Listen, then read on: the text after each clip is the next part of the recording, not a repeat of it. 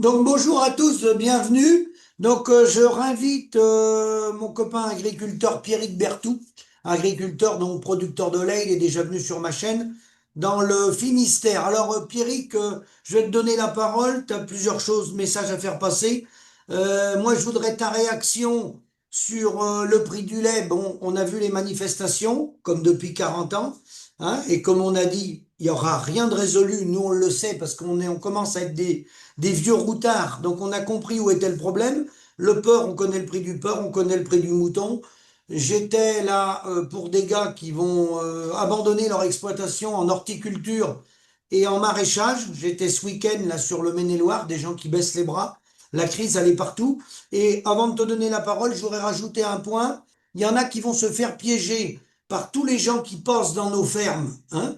Les commerçants, ils vont se reconnaître, les marchands de matériel, les marchands d'aliments, qui font croire aux gars que la viande bovine, ça marche très bien avec des bêtes à 7-8 € le kilo. Ben les gars, prenez votre calculette et regardez avec amortissement ce que ça donne. Et n'oubliez jamais que quand des prix ont légèrement monté comme ça, ils se servent de ça pour diffuser le message, pour faire réinvestir les petits soldats. Puis une fois que les petits soldats ils ont investi, la suite on la connaît. Ils sont attachés. À toi, Pierrick. Oui, merci Philippe, bonsoir tout le monde. Effectivement, je voudrais faire un petit bilan d'après-manif, parce que ça a quand même pas mal bardé, Ah et oui, je pense on est passé encore une fois, mais une fois de plus, hein, à côté du sujet, et il va falloir, enfin, tu le dis, et t'arrêtes pas de le dire d'ailleurs, toi Philippe, le sujet, le vrai sujet, c'est bien le revenu agricole. voilà, Point. Le voilà. reste, c'est la littérature. Alors, Bien je ne sûr, veux pas on, dire on- que... on met, on met juste entre parenthèses l'abattage, qui a été très mal géré et qui est affreux. Mais si on met entre parenthèses l'abattage, puisque les gars, c'est normal, ils se sont énervés avec l'abattage des troupeaux, qui a été mal géré. Si on enlève Ouais. l'abattage, le reste, on fait ça depuis 50 ans. Mais oui, on fait ça. Alors, je dis pas que c'est pas un problème, hein, que ce soit le Mercosur et même la DNC et tout ça, ce sont des vrais problèmes, hein. Il y a, il y a, il y a aucun souci, c'est même très grave d'ailleurs. Mais le sujet central qui n'est pas abordé, on a un tout petit peu abordé le problème. Ça a été évoqué deux, trois fois, mais sans creuser le sujet. Voilà. Donc, on n'a jamais dit que le problème, c'est bien la répartition de la marge entre le producteur, le transformateur et le distributeur. Voilà, le On, problème, il est on- on là. va dire que sur 100 heures d'antenne, j'ai entendu, bon, on va pas dire zéro, j'ai entendu Stéphane Gallet de la Confédération paysanne, et qui a Hmm. planté le décor dans un débat, mais ils sont peu nombreux ceux qui ont mis le doigt où fallait le mettre. Ah ouais, donc une fois de plus, ben, on est passé à côté, on est resté fixé sur le Mercosur, on est resté fixé sur la DNC, on Voilà, est resté fixé sur laissez-nous travailler. c'est ça. Oui, enfin, travailler, mais pour la gloire, pour le plaisir, pour s'amuser, pour faire vivre les autres, et ça n'a aucun sens. Donc, évidemment, une fois de plus, le sujet n'est pas abordé. Donc, effectivement, on est passé à côté du sujet. Alors, c'est décevant. Et surtout que l'heure est grave quand même, hein, parce que, Oui. alors, effectivement, il y a la baisse des prix qui s'annonce de nouveau. Le prix de la viande, on ne sait pas trop, mais ça, on sait que ça va baisser à un moment donné. Effectivement, tu l'as dit tout à l'heure, qu'on laisse croire que la viande est bien payée. Mais en fait, moi, j'ai fait exactement comme tu as fait. J'ai posé la question à mon acheteur de bovins. Je lui ai dit, est-ce que tu crois qu'un jeune peut s'installer aujourd'hui avec les prix qu'on a, hein? Et il est resté me regarder, il a tourné la tête, il m'a dit non, non, non. Et pourtant, tout le monde dit là, c'est bien payé. Mais même les paysans qui te disent, ah la vache, on est bien payé. Et quand je leur dis, mais tu crois que tu peux installer un jeune avec ces prix-là, avec un bâtiment, un tracteur, et un bâtiment simple, hein, sans faire de folie? Non. Ah, bah, ils n'ont pas pensé à ça, en fait, tout simplement. Donc, évidemment qu'on est juste moins mal payé qu'avant. C'est juste ça, Exact. c'est juste un peu moins pire. C'est un peu Exact. moins pire. Mais c'est pas bien payé, faut pas rêver, quoi. Donc, ça tient pas la route. Non. Donc, et le lait qui s'annonce en lait, alors ça, c'est intéressant quand même à comprendre. On annonce un prix maintenant, tu vois, il y a encore quelques semaines, on nous parlait de 430. Maintenant, on est plutôt de l'ordre de 400 euros, hein. Tu vois, ça Apparemment, continue à ouais. descendre. Et Apparemment. quand on regarde les courbes, parce qu'il faut s'appuyer là-dessus aussi, on s'aperçoit que la surproduction européenne est de l'ordre de 5%. Finalement, c'est dérisoire. Alors, comme je te l'avais envoyé par texto, ça serait très simple pour les industriels, s'ils avaient une volonté effectivement de préserver les paysans, Oui. de baisser, d'organiser, se mettre autour de la table entre eux, hein. Et c'est pas compliqué à faire, hein. Non. Personne ne peut les interdire de faire ça. Ça serait très simple pour eux de dire on baisse la production de 5% en Europe, Oui. ferme par ferme. Oui. Ferme par ferme. Tout Voilà. à fait. Vous baissez. Et puis, du coup, ça va baisser la production, ça va au moins maintenir les prix. Oui. Tu as vu quelqu'un faire ça, toi? Non. Personne. Mais personne, au contraire. On est déjà en train d'annoncer des baisses de 400 euros aujourd'hui. Peut-être que demain, ça sera peut-être 380. Oui. Mais, et on laisse les gars continuer à appuyer sur l'accélérateur, produire du lait tant qu'ils peuvent pour continuer à faire chuter le prix. Un point, c'est tout. Donc, c'est absolument scandaleux. Il n'y a aucune vision à long terme. Enfin, pour nous, en tout cas. De toute façon, pour nous, alors je ne veux pas être pessimiste, mais la messe est dite, hein, Oui. quand on sait qu'en Europe, l'âge moyen des paysans est de, quand même de 57 ans et 6 mois, toute production confondue, ça veut dire que dans moins de 10 ans, je donne 10 ans, mais je suis extrêmement large, entre 5 et 6 ans, 7 ans, bah, la messe est dite, hein. Ah Et bah, quand ça on va sait qu'en France, s'écrouler. ah bah, Oui, tu as en vu France, on 57 ans, parce est. qu'en France, ça doit être 51 ans et 4 mois, je crois. Ouais, moi je dis qu'on approche 55 ans, mais c'est peut-être Ouais. 51 ans, mais ça change pas grand-chose au Non. problème. Et que les moins de 35 ans représentent 6%. Je sais pas si les gens se rendent compte, 6% ont moins de 35 ans. C'est l'avenir qui est là. Donc ça veut dire qu'il n'y a personne. Mais ce que je regrette, moi, on est passé par là, nous, hein, mais nous, maintenant, on essaye de passer des messages pour pas qu'ils tombent dans le panneau, les jeunes. Ouais, Et je ouais. vois malheureusement, alors pas tous, hein, mais je vois encore beaucoup de jeunes, quand je parle de jeunes, c'est entre 18 et 40, hein, parce que les gens, gars, sont très jeunes, hein, les installés. 18 et 40, c'est des gens jeunes. J'ai beau les alerter, il y en a qui n'ont pas compris encore, hein. Et ils pensent Mais non, qu'avec 3-4 robots de traite, ils vont rivaliser et je j'arrive pas à comprendre comment ils peuvent être dans l'ignorance, hein. Ils n'ont pas le carnet de facture, ils maîtrisent rien du tout et ils pensent qu'en faisant des volumes, ils vont être plus forts que leurs parents et leurs grands-parents. ouais. Bah, Eh ben chapeau. exactement ça.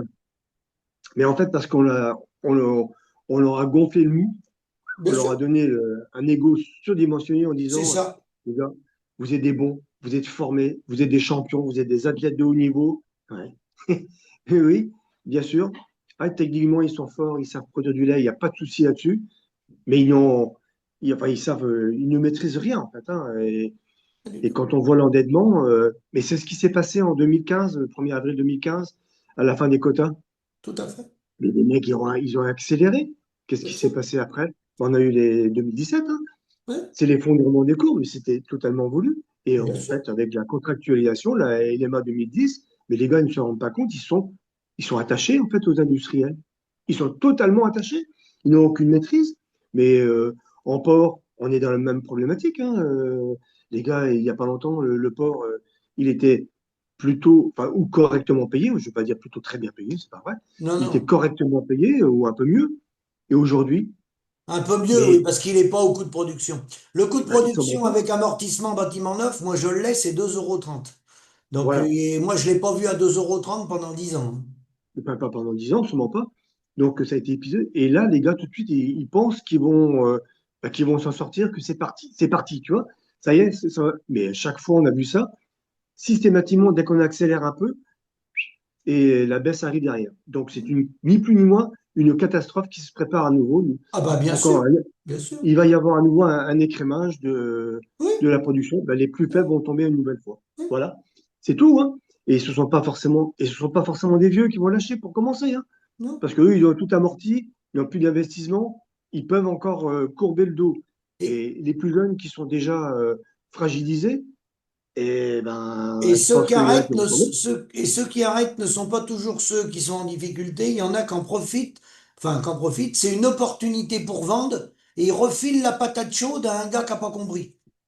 Exactement. Ben, c'est tout simplement ça. Voilà. Et donc, ben, c'est juste une catastrophe qui se prépare, quoi. Bah oui. Et tout simplement, et la manif, donc, en fin de compte, n'a servi à rien du tout. À rien. Parce qu'on n'a pas on n'a pas posé le doigt sur le problème. Voilà.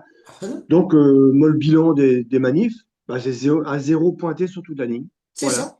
C'est ça. C'est ça. Voilà. Si on met à part la DNC, les problèmes sanitaires, le reste des manifestations, mais nous on le savait, hein, on y est habitué. Moi Oui, oui, oui.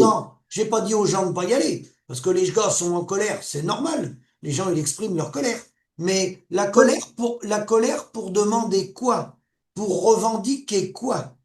ouais, ouais, ouais. Et sinon, bah, le message qui est passé, c'est laissez-nous travailler. Bah, les gars, on va vous foutre la Ah paix, ben on va moi je vous peux faire travailler, travailler. hein.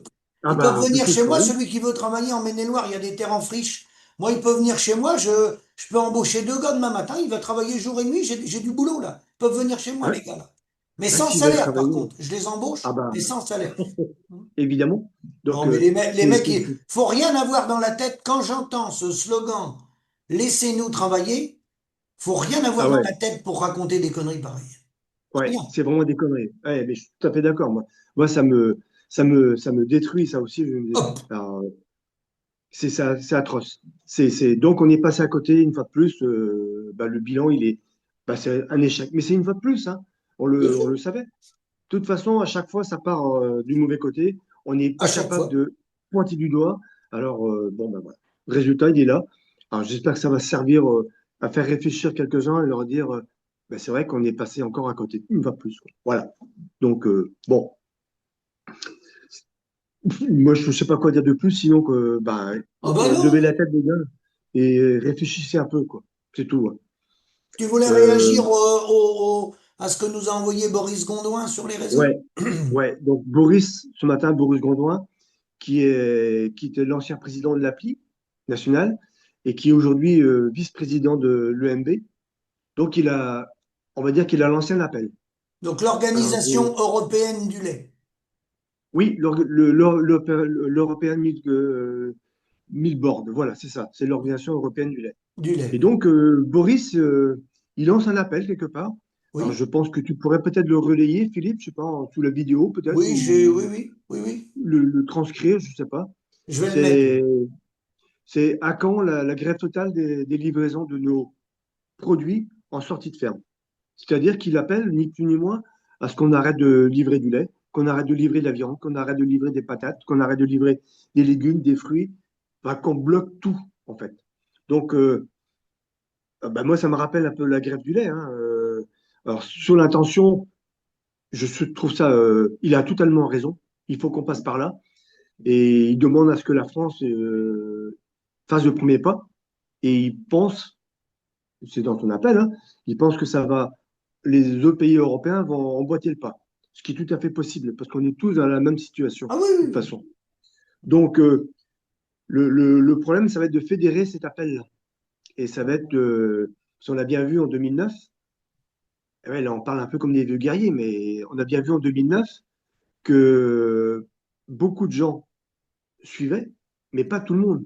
Non, Pas tout le monde. non. Et je me souviens très bien de Jean-Michel Lemétayer, au mois d'août 2009, qui était président de la FNSEA, qui disait, et ça se voyait qu'il avait la peur dans les yeux, ça, sur les photos, tu voyais bien, mais qui disait que jamais, jamais il n'appellerait les paysans à cesser, à faire grève du lait en septembre. Ça en dit long, mais de toute façon, quand on est président de la FNSEA, on sait jamais pour lequel parle, si c'est un président de la FNSEA, président des paysans, ou représentant des lobbies agro-industriels. Non, non, En mais fait, à c'est la place toujours, qu'il a là, lui, il peut pas prendre la décision. Il est ficelé, de toute façon. bah, en fait, c'est toujours le représentant des agro-industriels qui parle, Ah, bien sûr. tout le temps, même, même quand on a l'impression qu'ils défendent les paysans, Oui. en fait, en filigrane, ils défendent d'abord les industriels. Ah oui. Donc, ils sont tous, mais on le voit, nous, on a assez de recul pour comprendre ça. Donc, c'est juste ça, c'est-à-dire que si quelque chose arrivait à faire le lien, à fédérer cet appel, eh ben, je pense que la FNSEA se mettrait en travers de la route. Ah oui, bien sûr, bien sûr. Alors, ça va être difficile. Et pourtant, la solution est là. Et parce que quand on voit ce qui se passe avec l'Ukraine aujourd'hui, parce que c'est en lien, faut pas se faire d'illusions, où il y a l'Europe prépare un allègement des statuts, des démarches d'intégration de l'Ukraine dans l'Europe pour faire rentrer les produits agricoles. Enfin, et évidemment, il y a quoi de s'inquiéter. Quand on voit ce qui se passe avec le Mercosur, c'était un problème. Ou pareil, un allègement, un abaissement terrible des droits de douane. Oui. On peut être franchement inquiet. Ouais. À l'horizon 5-10 ans, on peut être franchement inquiet. Alors moi, ça m'a rappelé quelque chose ce matin, quand j'ai reçu l'appel de Boris. Je me suis dit, effectivement, quand une loi, alors on est tous, on se tient tous en respect devant la loi, parce que la loi, il faut obéir à la loi. Et j'ai envie de dire jusqu'à un certain point, quand la loi te met en danger, toi personnellement, mais en danger de vie ou de mort, hein, Mhm. toi ou un groupe de personnes, Mhm. la question qui se pose, c'est faut-il respecter la loi, cette loi-là? Et donc, ça interroge hein, quand même. Hein. Et ça m'a ramené devant un livre que je vais te montrer la photo. On le voit, Philippe? Désobéissance civile. Mhm. Eh Oui. oui, Henri David Thoreau. Mhm. Donc, et là, en fait, on t'explique qu'il faut désobéir et il faut mettre en place autre chose. Bah, c'est ta vie qui est en jeu quand même. Hein. Et donc, on fait quoi? Eh Le plus, ben, le plus efficace, c'est de remonter un circuit parallèle. voilà. L'appel de Boris, ça m'a rappelé ça. Et je me dis, bah oui, il faut faire ça. Il faut arrêter de livrer bêtement nos produits aux agro-industriels, C'est ça. parce qu'on les donne. Mhm. Et à côté de ça, et c'est là que je te rejoins complètement, toi et Alexandre Boisson de SOS Mer, il va falloir coûte que coûte relocaliser l'économie.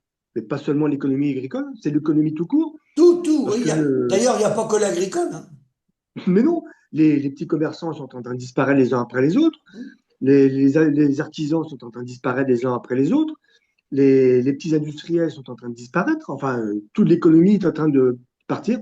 Donc la seule solution, effectivement, c'est de repartir du local, Oui, peut-être en créant des monnaies locales d'ailleurs, je pour pense. faire, ça peut être une solution, ça peut être un outil d'aide, et puis ben, refaire du commerce. Alors par zone, hein, ça peut être des petites régions, voilà, et puis, on peut commercer entre nous et par le local, parce qu'il faudra bien se nourrir, il faudra bien s'habiller, il va bien falloir travailler, et on va recréer de l'emploi et du dynamisme économique par ce biais-là. Mhm. On n'a pas d'autre solution. Moi, j'en vois pas d'autres en tout cas. À l'heure actuelle, je n'en vois pas d'autres. Alors ça, c'est au niveau local, pour recréer de la richesse, mais ça n'empêche pas de faire du commerce international. Et c'est là que je te rejoins aussi à 100%, mais en mettant en place la charte de la La Havane. charte de la Havane, Voilà. oui. Parce que Et aujourd'hui, oui, la oui, formule j'allais à dire, Boris est la meilleure, hein. Ça avait été fait avec Pascal Massol, Jacques Fouillé, toute l'équipe de l'appli. Euh, la grève des approvisionnements est la meilleure. Simplement, les paysans, globalement, n'ont pas compris. C'est tout, hein. oui, S'ils l'avaient compris, il n'y en aurait pas pour un mois. ben non, Ça durerait évidemment, pas un mois, hein. S'il y avait le ben non, gel des approvisionnements, toute l'économie tombe, hein. Les ben, abattoirs, tout tombe, hein. tout tombe, Déjà au bout de la semaine, déjà sur une semaine, les gens, c'est le exactement. chômage technique, ils rentrent dans les usines, il n'y a plus de matière première, tout s'effondre, hein. Tout Mais, s'effondre. mais ça, un paysan n'est pas capable de le comprendre. Non, non, non, et puis le paysan, en plus, il est tellement endetté aujourd'hui, et en plus, il est contractualisé, Bien sûr. et ben, Alors pour une bonne part, en tout cas. contractualisé, mais si c'était un effet de masse, même qui n'est pas 100%, là, les pénalités, tu les aurais pas, hein, parce que ça sera un effondrement de masse. Voilà. Et ben, tu vois, et Parce que ça, c'est là qu'on revient là-dessus. ouais, Voilà. C'est la désobéissance civile. ouais, Ni plus ni voilà, moins. Tu ouais, fais pas de mal, tu fais aucun dégât, tu arrêtes de livrer. C'est ça. ouais. C'est juste ça. Ah Donc, ben bien sûr, ben, bien sûr, c'est de la désobéissance. Mais tu sauves ta peau, en fait. Hein. On en oui. est là aujourd'hui. Hein. Oui, puis là, Donc, si tu veux, si tu veux, contrairement à ce qui s'est passé avec les bovins, c'est pas comparable, parce que c'est des politiques sanitaires qu'on ne partage pas l'avis du gouvernement, mais c'est des politiques sanitaires. Alors que là, les forces de l'ordre ne pourraient pas venir dans toutes les exploitations chercher la marchandise. C'est Ah toi, bon? c'est sur une propriété privée, tu décides d'arrêter de livrer. C'est Ah, ça mort. va être compliqué. Ouais, c'est mort, hein. C'est C'est c'est mort, hein. l'inverse. C'est l'inverse de la politique des Oui, abattages, où on va te contraindre par les forces de l'ordre à abattre. Là, c'est ouais. l'inverse. C'est toi qui es détenteur de ta marchandise et tu dis, moi, je la garde chez moi. Ben, j'ai rien à vendre. J'ai rien à vendre. J'ai rien Je à peux pas. vendre. J'ai rien à vendre, c'est tout. Tu fais tout Et tomber. là, tu fais tout tomber, hein. Donc, je pense qu'il va falloir sérieusement se pencher sur le sujet et organiser ça. Sinon, on va tous mourir les uns après les autres à petit feu. Ah bah bien sûr. Et ben Bien voilà, sûr. c'est tout. Et tout ça au plus grand profit des marchands, des financiers qui n'ont aucun scrupule pour nous, hein, de toute façon. Mais à la limite, je dirais, les paysans, c'est secondaire. C'est secondaire. Ce qui est important, c'est le consommateur qui va Oui, devoir comprendre ça. Parce que c'est ce qu'il y a dans son assiette qui est en jeu, hein. bien Faut pas sûr. qu'il... Et c'est là qu'il va falloir créer Tu du te lien. rends compte, on parle d'un truc européen, mais alors c'est très compliqué. Mais s'il y avait une prise de conscience et que tu as un nombre de pays dans le monde sur une semaine qui Oui, bloquait tous les oui, approvisionnements. ouais, Tu fous la planète par terre, hein. Parce que ouais. sans nourriture, ils sont foutus. Ah non, tu peux faire une journée de jeûne. Bon, ça fait pas forcément de Je mal. vais te dire, Mais tous une les semaine sans manger, restaurants, quand tu sors un peu, tu vois tout le monde bien manger, au chaud, les restaurations collectives, tu vois tous les techniciens, tous les représentants se frotter les mains au resto, là. Hein. Tous ces gens-là, ils vivent à cause, ils gagnent leur vie, ils vivent à cause, grâce à qui? Grâce eh aux oui, paysans. Là, c'est grâce au terminé, pays. là. Hein. Ouais, Et là, il y une a pas, semaine. là, il y a plus de droite, il y a plus de gauche, là. Tout le monde est Non, d'accord, non, là. L'assiette est vide. Hein. ouais. Et là, je peux dire qu'on a remis les choses d'équerre. Et Ouais. effectivement, au bout d'une semaine déjà, je peux dire que ça va Oh bah, réagir. tu sais, 8 jours. Ah oui, oui, oui, ça va déstabiliser beaucoup de choses. Et là, je peux te dire qu'effectivement, mais il va falloir trouver une façon d'organiser ça parce que sinon, on Alors, s'en sortira pas. sans politique ni syndicat, parce que sinon, Non, non, non. on Ça, repart à c'est. la Non, case non. départ. Hmm. Aucun politique, aucun syndicat. Non, D'ailleurs, parce que sinon, ça c'est va être un- à celui qui aura le plus de drapeaux pour l'élection d'après. d'ailleurs, c'est un peu ça qui a fini par flinguer, je dirais, la grève de 2009, hein. Bien sûr. C'est que quand on commençait à aboutir, Hmm. eh ben là, on a vu les syndicats commencer à sortir, à mettre leur drapeau en l'air en disant, en faisant croire, c'est nous, c'est nous, c'est nous. Non, non, c'était un mouvement collectif et asyndical, apolitique, on s'en fout de ça. C'est les résultats qui comptent, Ce là. qui est l'important, c'est de défendre les paysans et le peuple. C'est pas la couleur du drapeau. On s'en fout. Là, pour le coup, faut pas de ça. Faut pas de Sûrement ça, au pas. contraire. Non, non, non, non. Il faut que ce soit un mouvement, un drapeau blanc, ça serait bien. Voilà. Oui, tout à fait. Un drapeau blanc. Un drapeau blanc, signe de paix, déjà pour commencer. Voilà. On casse pas tout, mais c'est bon. Là, ça suffit maintenant, on n'en peut plus. Donc, il va falloir mettre ça en place. Et donc, je crois qu'il est urgent de réfléchir à ça et à cette action. Et je félicite Boris, moi, Oui. d'avoir envoyé ça, d'avoir lancé cette dynamique. Il va falloir qu'il le fasse au niveau européen aussi et qu'on trouve des solutions pour organiser ça. Donc, il faut qu'on passe par là. C'est tout. Hmm. Donc,